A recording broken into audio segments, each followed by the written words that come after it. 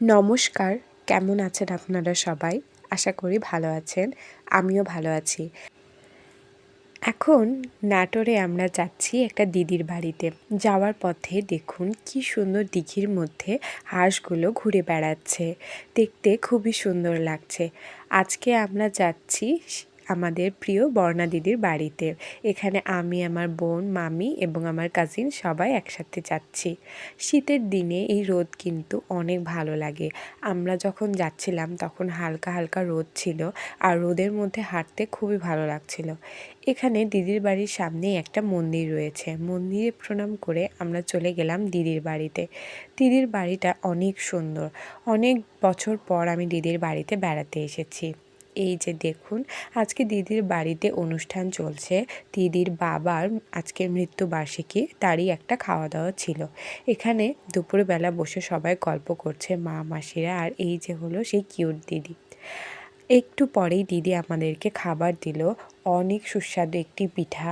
এটা ছিল দুধ পুলি পিঠা। এরপরে দিয়েছে চা, আরও সাথে দিয়েছে বয়াম ভর্তি বিস্কুট, যে তোদের যতগুলো মন চায় ততগুলো খা। এটা হলো দিদির মেয়ে মিহি। আর এখানে দিদি পোজ দিয়ে হাই দিচ্ছে। একটু পরে আমরা সবাই মিলে খেলতে বসে পড়ি। এখানে খেলছিলাম উনো। উনো খেলায় আমি আবারও জিতে গিয়েছি, কারণ আমার +4 কার্ড পড়েছিল। একটু পরে আবারও খাবার চলে আসে, সেটা হলো বাকরখানি। এখানে সন্ধেবেলা মৃত্যুবার্ষিকী উপলক্ষে কীর্তনের আয়োজন করা হয়েছে, তাই সন্ধে থেকে আমরা কীর্তন শুনি। কীর্তনটি অনেক সুন্দর এবং মনোমুগ্ধকর ছিল। আমরা বসে বসে অনেকক্ষণ পর্যন্ত কীর্তন শুনেছি। আপনাদের কার কার আমার এই ভিডিও ভালো লাগছে?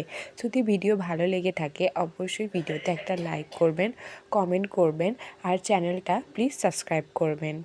কীর্তন শেষে সবাই মিলে উঠে দাঁড়িয়ে আরতি করা হয়। এই জিনিসটা আমার জানা ছিল না, কারণ আমি কোনো দিনই কীর্তন শুরু থেকে শেষ পর্যন্ত দেখিনি। আজকেই প্রথম কোনো কীর্তন আমি শুরু থেকে শেষ পর্যন্ত দেখলাম। আপনাদেরকেও দেখাচ্ছি, আশা করি আপনাদের ভালো লাগবে। কিন্তু কীর্তনের যদি সেই গান বাজনাগুলো আপনাদেরকে শোনাতে পারতাম তাহলে আমারও ভালো লাগতো, কিন্তু সেটা তো আর সম্ভব হচ্ছে না। কীর্তন শেষ করে প্রায় অনেক রাতে আমরা বাড়িতে চলে আসি, আর চারিদিকে একদম ঘুটঘুটে অন্ধকার। আজকে এখানেই ভিডিওটা শেষ করছি। আপনারা সবাই খুব ভালো থাকবেন। টাটা।